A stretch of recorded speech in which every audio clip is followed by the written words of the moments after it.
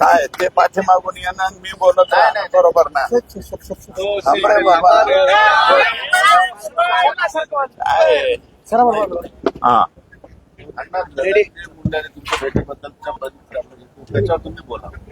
मी clear cut सांगितलं.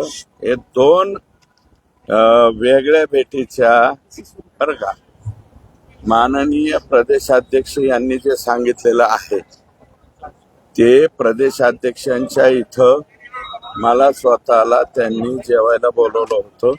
मी गेलतो. अचानकपणे त्यावेळेस धनंजय मुंडे साहेब तिथं आले आणि आमच्यात अर्धा तास चर्चा झाली. प्रदेशाध्यक्ष माझ्यापेक्षा खूप मोठे आहेत. त्यांच्याकडून सांगण्यामध्ये काही झालं असेल, परंतु त्यांनी आम्हाला हे मिटतंय का अशा प्रकारचं वाक्य वापरलं होतं. मी क्लिअर कट त्यावेळेस सांगितलं बाकीच्या बाबतीत, आणि तेही बोलताना तेच बोलले, तुम्ही नीट ऐका, मनभेद नाहीत मतभेद आहे. मतभेद आहेतच ना, आणि या प्रकरणाच्या बाबतीत मी माझी माघार घेणार नाही हे त्यांना मी त्या बैठकीमध्ये क्लिअर सांगितलं. ही बाब जी आहे ती 15-20 दिवसापूर्वीची आहे. आणि मी जे परवा भेटायला गेलो त्यांना, हे बघा, एखाद्या माणसाला रात्रीच्याला कुठेतरी म्हणजे हॉस्पिटलमध्ये ऍडमिट केलंय आणि पुन्हा माघारी आणलंय म्हणल्याच्या नंतर आपली संस्कृती आहे, त्या संस्कृतीप्रमाणे मी त्यांना भेटायला भेटलो. याच्या व्यतिरिक्त आमच्यामध्ये कुठलीही चर्चा नाही. आणि तिथून परत आल्याच्या नंतर म्हणजे परवा रात्री भेटलो. काल मी आणखी एक काम केलंय की जे 73 कोटी रुपयाचा घोटाळा, बोगस बिलं काढली, त्याचं पत्र मला अजितदादा म्हणले होते की याचं पत्र द्या, तर ते पत्र मी कालपर्यंत दिलं नव्हतं. काल दुपारी ते 3 वाजता त्यांच्या हातात पत्र पडलं. मी नव्हतो गेलो. माझा एक सहकारी मी दादांकडे पाठवला तर ते दिलं. आणि काल मी स्वतः कृषी कार्यालयात गेलो होतो. कृषी आयुक्त, साखर आयुक्ताच्या कार्यालयात रफिक नाईकवाडी म्हणून तिथं हे आहे, त्यांच्याकडून कृषी विभागामध्ये जो घोटाळा झालेला आहे त्याचं 4,500 पानाचा कागदपत्र मी काल घेतली. मग जर आमच्यात वेगळं काय असतं तर मी कशाला कागदपत्र घेतली असती. आणि माझं म्हणणं असं आहे की बाबा ह्याच्यामध्ये कुठेही गैरसमज हे करू नका. आज सकाळपासून सुद्धा 2दा-3दा धनंजय देशमुख, त्यांचे मेहुणे यांच्याशी मी बोललोय. आणि आता मला असं कळालं की धनंजयनी सुद्धा प्रतिक्रिया दिलेली, भेट जरी झाली तरी लढ्याच्या बाबतीमध्ये मी 100% संतोष देशमुख यांच्या बरोबरच आहे, आज राहील आणि या लोकांना फाशी जाईपर्यंत सुद्धा राहील. काय अजिबात नाही. मनोज दादा आमचं दैवत आहे. काही गडबडीत काही बोलले असतील, मी त्यांच्याशी सुद्धा बोलून घेईल, बरं का. आता धनंजय मुंडे साहेब काय बोलतात ते त्यांना माहिती, बरं का. मला काही बोलायचं नाही. पण मी मात्र फक्त आणि फक्त त्यांची विचारपूस करायला गेलतो. विचारपूस करायला जाणं याच्यामध्ये गैर काय आहे असं नाही. मला माझं मत आहे की लोकांनी याच्यामध्ये गैरसमज बिलकुल करून घेऊ नये. जी अर्धा तास भेट झाली असं तुम्ही कबूल करता, त्यावेळी धनंजय मुंडे तुमच्याशी काय बोलले असतील ना या सगळ्या प्रकरणाबद्दल? नाही, बोलले ना. बावनकुळे साहेबही बोलले की बाबा असं हे करू नका, ते करू नका. पण मी त्याच्यानंतर मी त्यांना स्पष्ट सांगितलं ना की संतोष देशमुखच्या खून प्रकरणाच्या बाबतीत मी काहीही ऐकणार नाही. आणि माझं मी उठून आलो. काय बोलले धनंजय यांनी, काय म्हटलं तुम्हाला? ते काय म्हणत होते की माझा सहभाग नाही. मी म्हणलं तुमचा सहभाग आहे का नाही हे तपासामध्ये निष्पन्न होईल. तपासामध्ये संपूर्ण निष्पन्न झाल्याच्या नंतर जर त्याच्यामध्ये तुम्ही दोषी नाही आढळला तर नंतरचा प्रश्न येतो, आत्ताचा नाही. हे बघा, माणुसकीच्या नात्याने मला असं वाटतं, माणुसकीच्या नात्यानं भेटायला जाणं गैर नाही. भेटायला जायलाच पाहिजे. माझ्या स्वतःच्या विरोधातलं जरी कोणी माणूस दवाखान्यात असलं तरी दवाखान्यात जाणं गरजेचं आहे. आदल्या रात्री भरणे मामा मंत्री आणि त्यांनी त्यांना रात्री ऍडमिट केलं होतं हे कळाल्याबरोबर मी त्या ठिकाणी गेलो आणि मी इकडं तिकडं कुठं भेटायला गेलो नाही. खाजगी रुग्णालयात नाही गेलो किंवा इकडं तिकडं कुठं नाही, त्यांच्या निवासस्थानी भेटायला गेलो आणि निवासस्थानी भेटून मी लगेच मी निघालो. धनंजय मुंडे तिथे येतील ही कल्पना नव्हती तुम्हाला? नाही कुठं दोन गोष्टी एकत्र करताय तुम्ही. दोन गोष्टी एकत्र करताय. 15-20 दिवसापूर्वीची ती घटना आहे. बावनकुळे साहेबांच्या निवासस्थानी मला त्यांनी जेवायला बोलवलं होतं, मी तिथे गेलतो. नंतर धनंजय मुंडे साहेब पाठीमागून आले आणि बावनकुळे साहेब एवढंच म्हणाले की तुमच्यात मनभेद आहेत का मतभेद आहेत. आम्ही म्हणलं संतोष देशमुखच्या प्रकरणाच्या बाबतीत बैठक आहे का? ते म्हणले काही मिटेल का?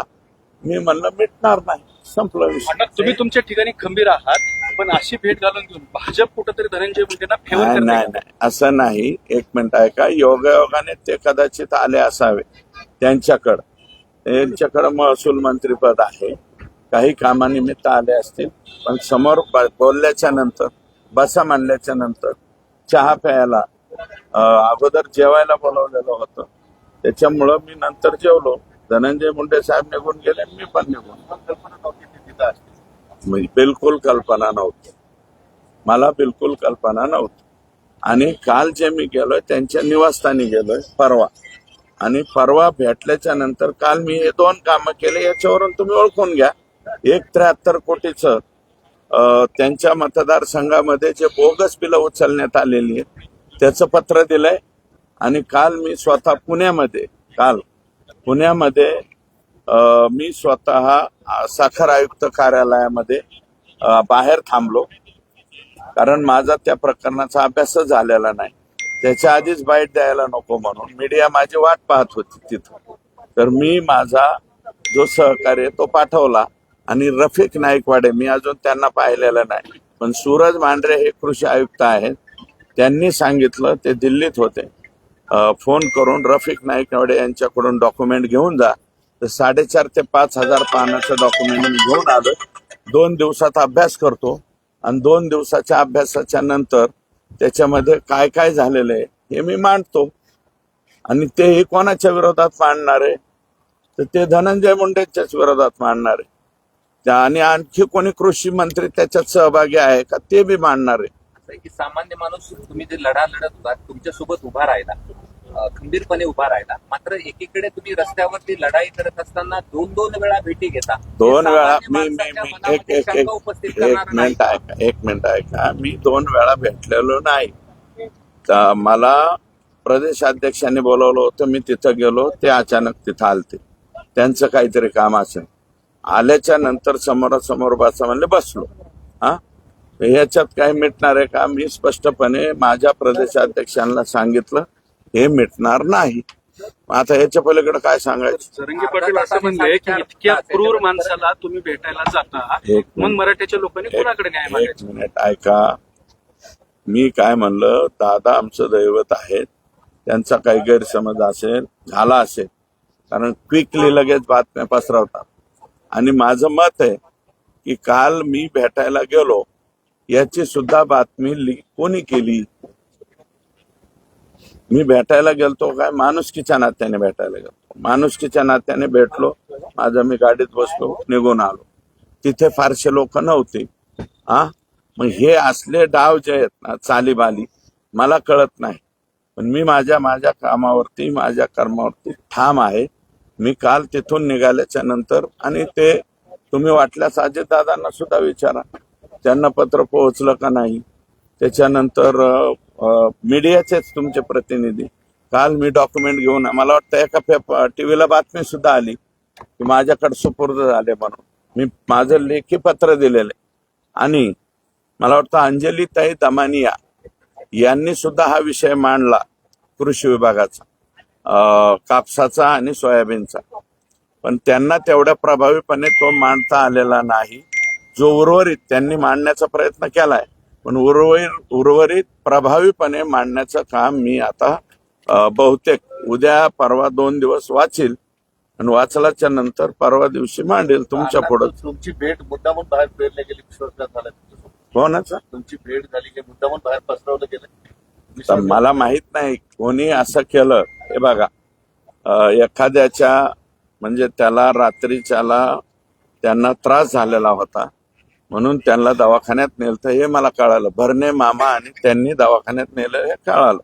दवाखान्यात नेलं हे कळाल्याच्या नंतर आपलं काम आहे बाबा काय झालं म्हणून विचारायला. मी माझं जाऊन भेटून आलो. मग आता भेटून आल्याच्या नंतर तुम्हीच जर अशा बातम्या लीक करीत असताल तर मग अवघड आहे. कोण लीक केलं हे? गुन्ह्यावर शंका कोणावर? मला शंका कोणावर आहे तर आता मला वाटतं आज नाही ती शंका लक्षात येईल कोण कोण काय केलंय. म्हणजे ज्यांना भेटले त्यांनीच लीक केलं असं वाटतं का? नाही मी आज कोणाबद्दलच काय बोलणार नाही.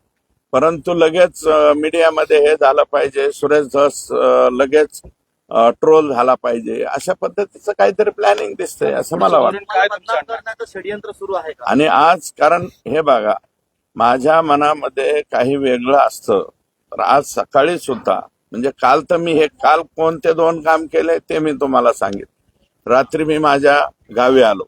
आज सकाळी सुद्धा धनंजयशी बोललो. धनंजयचे मेहुणे हिंडकर त्यांच्याशी सुद्धा मी बोललो आणि मला बरं वाटलंय की आता मला कळलंय की ABN IBN 18 लोकमत का IBN लोकमतला न्यूज 18 लोकमतला धनंजय देशमुखनी बातमी स्टेटमेंट सुद्धा केलंय की जरी ते भेटलेले असले तरी सुरेश धस आमच्या बरोबर आहे आणि मी 100% संतोष देशमुखांच्या बरोबरच आहे.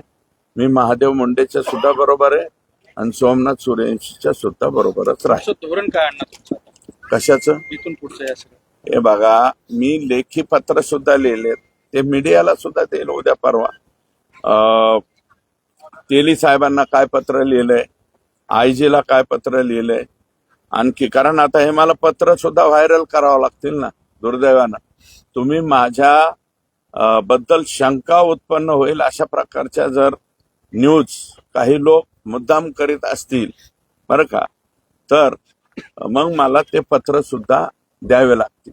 जरंगे पाटलाला भेटणारा जरांगे पाटील असं म्हटलं. जरांगे जरांगे ठीक पाटील मी असं काय म्हटलं. म्हणतो पाटील Shocking आहे म्हटलं. हो ठीक आहे ना शॉपिंग त्यांचा प्रश्न असा होता की ज्या दिवशी हेलिकॉप्टर उतरलं त्याच दिवशी आम्हाला शंका आली की यात काहीतरी काळं बेर आहे. कोणतं हेलिकॉप्टर आष्टी आष्टीत हेलिकॉप्टर उतरलं सोबत सगळे आले कुठं आष्टीला. म्हणजे कोण फडणवीसांचं- फडणवीस आणि पंकजा मुंडे जे आले होते नाही हो हे बघा पंकजा ताई ज्या त्या आल्या होत्या तिथं त्या आम्ही त्यांना आम्ही एक सुद्धा पोस्टर तुम्ही आलता ना मीडिया बाकीची एका सुद्धा पोस्टरवरती आम्ही पंकजा ताईंचा फोटो टाकलेला नव्हता.